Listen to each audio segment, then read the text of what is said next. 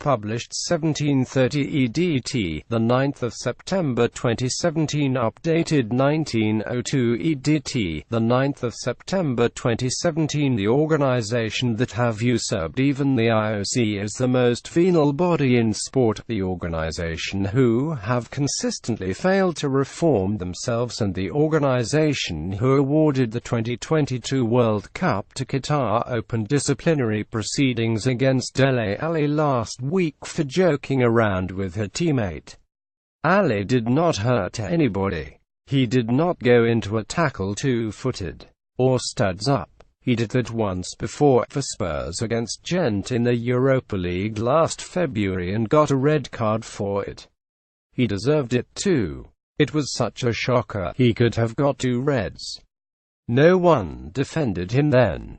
This time, all he did was flash his middle finger at Kyle Walker during England's victory over Slovakia at Wembley on Monday night. It was not a gesture of abuse towards the referee, Alli has insisted. It was, sources close to the player say, a jokey reproach for what Alli considered a waste of possession. Dele Alli raised a middle finger during England's game against Slovakia at Wembley this week. That is what common sense tells you it was. Especially with the benefit of time and pictures that show a wider angle of the pitch. The FA are said to have other photos that make Alli's case even more strongly. The idea that he would make that sign to a referee just does not mesh. It may sound stupid, but it is the kind of exchange a player might have with someone he knows. A friend. You might remonstrate with a referee, even shout at him, but that was a gesture of familiarity. And yet FIFA appear to have decided that it merits punishment. Really? This is the same FIFA, don't forget, that have a history of meting out a harsher punishment to a player wearing branded underpants than to a team whose supporters chant racist abuse. Spare the felon and clap the jaywalker in chains. FIFA seem to have decided that Alli's on Monday evening gesture merits punishment. FIFA are not big on getting the priorities right. Now they have surpassed themselves again.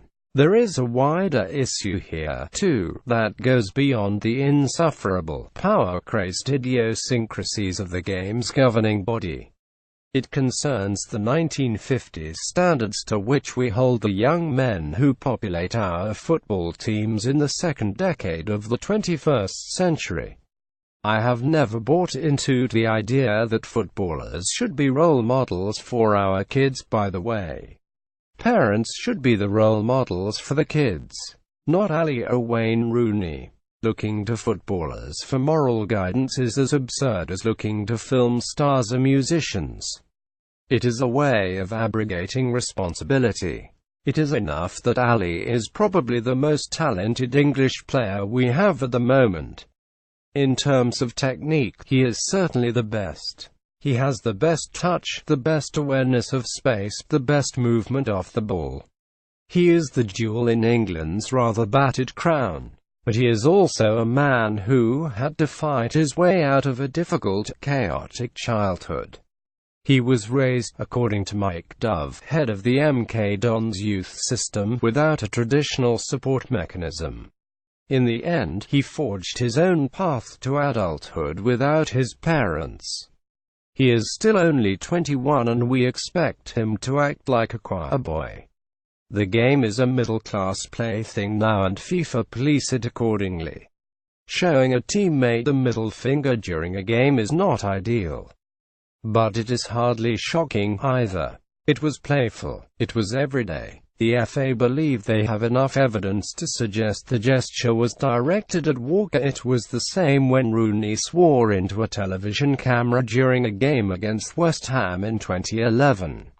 There was a furore. Why do we really think that players do not swear during football matches? Do we really expect them not to swear? What do we want football to become? That difference between reality and the desire to establish an idealized reality has always fascinated me. When I was a school kid, campaigners were outraged when someone swore on the BBC children's programme Grange Hill. But the language on Grange Hill was a heavily sanitised version of the language in every school playground in Britain. It was bizarre. It sometimes feels as if we are trying to crush the spirit of our leading players. Many of the best ones have an edge. They get themselves into trouble, they lose control, they snap. Sometimes that costs a team. But isn't it better to have the talent in the first place and accept that it comes with flaws? I think so. Try to destroy that in certain players and you just make them ordinary. It feels as though there is an attempt to crush the spirit of football's more creative players. Football does not even allow them to celebrate a goal joyously anymore without the risk of a red card, as Raheem Sterling found out to his cost recently. Nor does it allow players to stick up for the supporters of the clubs, as Sergio Aguero discovered in the same game.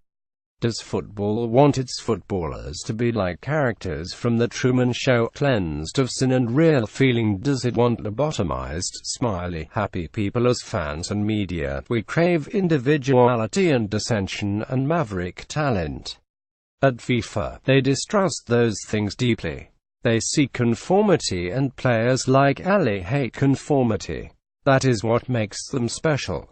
The outbreak of name-calling aimed at the West Ham hierarchy by Sporting Lisbon has yielded at least one label, the Dildo Brothers, that David Gold and David Sullivan may find hard to shed. West Ham is a great club with a great history and loyal, knowledgeable support, but its current regime lends it a tawdry, cheap air that is selling its fans short. A nickname given to West Ham's owners, the Dildo Brothers, may be difficult to shed. Still, a crack in the window. He would like there to be a wages cap in the Premier League, but even I can appreciate that it would be pointless to do it unless it were a worldwide cap.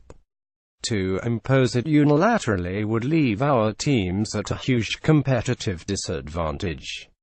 So surely the same applies to the decision, which was approved last week, to bring forward the end of the English transfer window so that it closes on the Thursday before the start of the 201,819 Premier League season. Our clubs have to stop buying on August 9th next year, but Real Madrid, Barcelona, Bayern Munich, Juventus Al can keep trying to buy our players, and others our clubs may covet, until August 31st. I'm sorry, but I don't get it. I'm not against the idea of bringing the closing of the window forward in principle, but to impose it unilaterally and allow other clubs such a crucial advantage seems like an absurdly naive misjudgment. Real Madrid may be able to take advantage of the Premier League's window shutting early. Minor issue. Major Game 1 went to a minor league baseball game between the New Hampshire Fisher Cats and the Hartford Yard Goats in Manchester, New Hampshire 15 days ago. It was a great evening's entertainment, and in one of the segments they do between innings, the Fisher Cats got a group of 3 kids on camera and asked them if they could pronounce some local place names. They tested them on Lake Winnipesaukee, Mount Monadnock, the Kankamogus Highway and a few others. The kids got them all right. Then they played a recording of putting the same names to one of the Fisher Cats players. He made a terrible mess of the pronunciation of all of them, which got a lot of laughs from the crowd. The Fisher Cats are an affiliate of the Toronto Blue Jays, so there is no expectation that the players have roots in the local community, but, in an era where more and more football clubs are stocked with players with no affinity with the city or the area where they play, it gave pause for thought.